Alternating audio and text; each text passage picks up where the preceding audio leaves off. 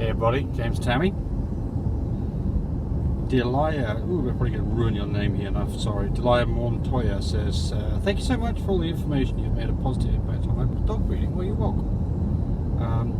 Where can I get fish sold for giardia? Well, the answer on that one is it's not so easy to find these days, but Chewy's got it. You can find it there. Fish sold for fish, for aquariums. Used to pet stores you can get it. Yeah, you can get it more. Oh, okay. It's an antibiotic, just like regular metronidazole, but it's called fish salt. It's the same thing. But you know, they're limiting what you can get these days. So if you find some, stock up on it, because you may find it's not available the next year. Yeah. Someone's asking about our incubators. You can go to MyBreederSupply. There's a few questions about products. You can go to MyBreederSupply.com, and all of that stuff is there. The giardia tests, all the tests that we sell, the incubators of different sizes, our shipmate product, our heated whelping systems, all there on MyBreederSupply.com.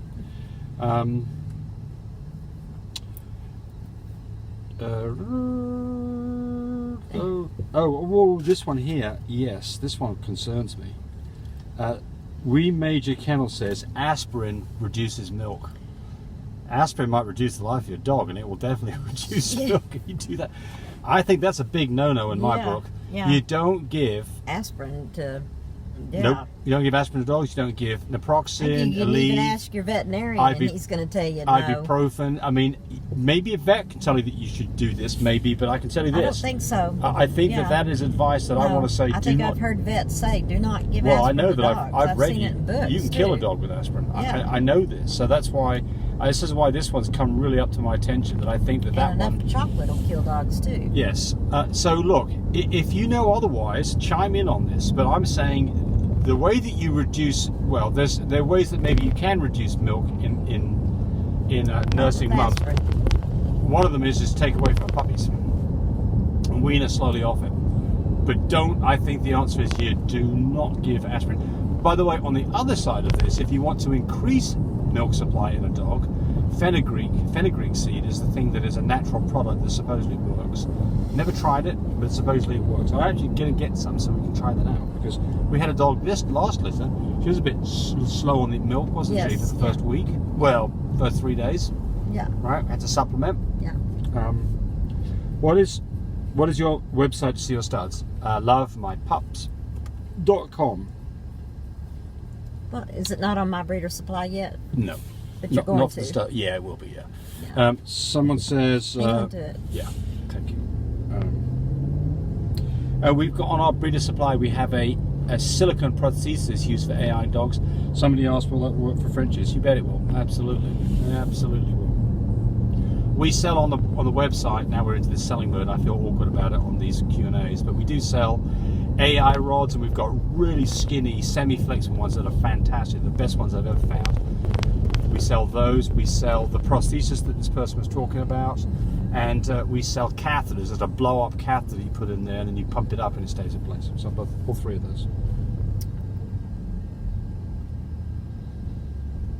those. Somebody's talking about, says, Monica Daiquiri says, nope, dairy is not good for dogs. They don't produce enough lactase to break it down. You're exactly right. You do not give puppies, or adults either, but you don't give puppies cow's milk, because you'll cause diarrhea. Even kitty cats.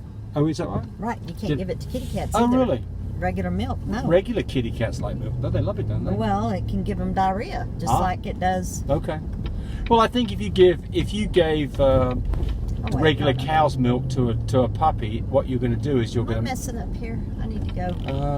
Is that going to take me? Yes, that's going to take me. Yeah, I think we're navigating here. Yeah, always. I was thinking I was at the other turn. You're good. Right. Yeah, I mean, kitty cats, if you give them straight milk, you'll definitely have diarrhea with those loose stool. Cow's milk. You're not going to kill them. No, just diarrhea. Yeah, right. You're going to have to. It may kill you. Yeah, that's right. Or you think you're being killed. That's the truth, isn't it? Yeah. There's nothing. I mean, is baby poop worse than puppy poop? There's a lot more of it. What do you think? It's different. Which one do you prefer? If there's such a thing. Baby. Do you? You can all chime in on that one. Give us your thoughts on that. Which is worse? Just that big old board in the road. Baby. I mean. No, you don't need to. You got to. I mean, there's another thing while we're talking about this. Look, if you give a baby something other than a very bland diet, you cause all kinds of problems, right? It's the same thing with puppies, presumably, isn't it? You know, if you put a bowl of chili in there with puppies that are just starting to eat at 3 weeks old, I think you're going to have all kinds of hate and discontent. So I wouldn't even be talking about that, James. Somebody will be saying, "Did you hear James? He gives his dog chili."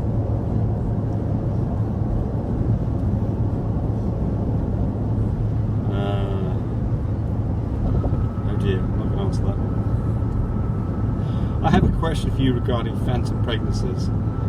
I have a dog who's just turned 1 year and 3 weeks out of her first season, finished 3 weeks ago, and it's looking like she's beginning to have a phantom pregnancy. I've never experienced it with a young dog. Okay, so a phantom pregnancy, so absolutely you can get it. So phantom pregnancy is a dog that shows all the signs of pregnancy, but it's not pregnant. So you can have dogs supposedly will even go into labour and certainly will produce milk, and it may even start to have... Just talked about this not too long ago. Well, let's bring it up here. Okay. I mean, the answer here is if you think you're having a phantom pregnancy, don't have a C-section on a dog that doesn't look like it's got puppies in it without having an X-ray done when you're close. So that's the answer to that. Yeah.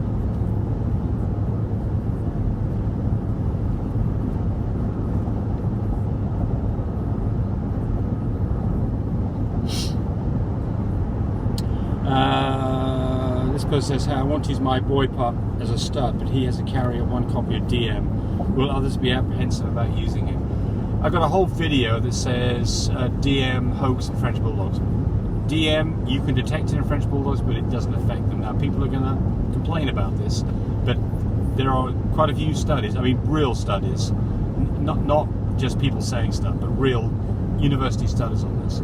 So the answer is it's not a problem. However, you do have a sales problem, because there are going to be people who do not understand that. Because of that, they'll think that you're going to cause problems for their dogs. So the answer is you'd rather not have it because you don't have to have the conversation. But the answer is there's not a problem with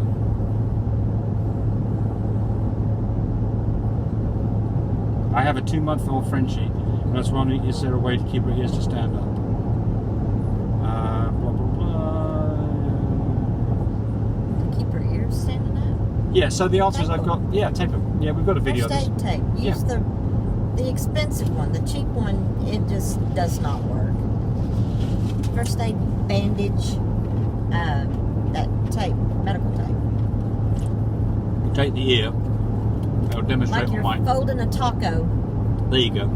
I'll demonstrate on my non-Frenchy ears. Yeah. You put the 2 sides together, the vertical sides together, and put some tape around it so it sticks up like that. And believe it or not, it works beautifully, especially if they're young. I mean, puppies are born with little bitty ears. They tend to perk up when they're 2 weeks old. No, if you got you see this at 3 or 4 weeks of big fat puppies.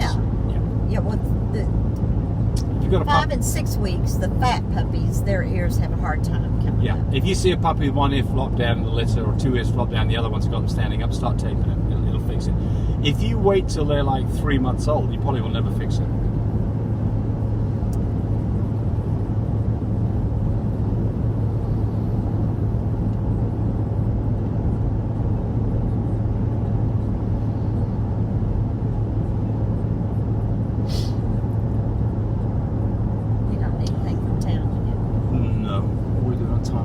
When and why do you feed cottage cheese, and then why would you stop? How many minutes have we got this so far? I can't read it because of the light.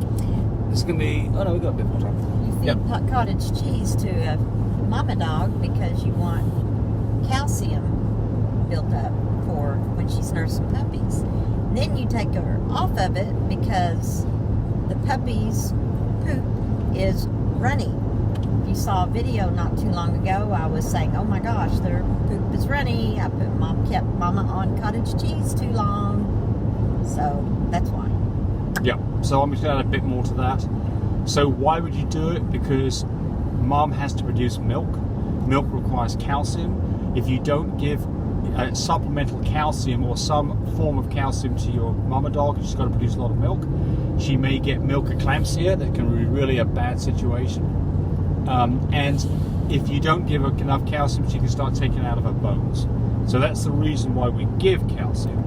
And the reason why and when we stop, like Tammy is saying, is because we start this, by the way, not until she has puppies. We don't do this days beforehand because she doesn't need it, then she's not producing. I mean, you can do it the day of because she's starting to bag up maybe, but you're not going to do this a week beforehand. Maybe a day beforehand you can do it if you want to. And stop. I mean, if she's got plenty of milk and all's good, then stop, right? Yeah. Yep.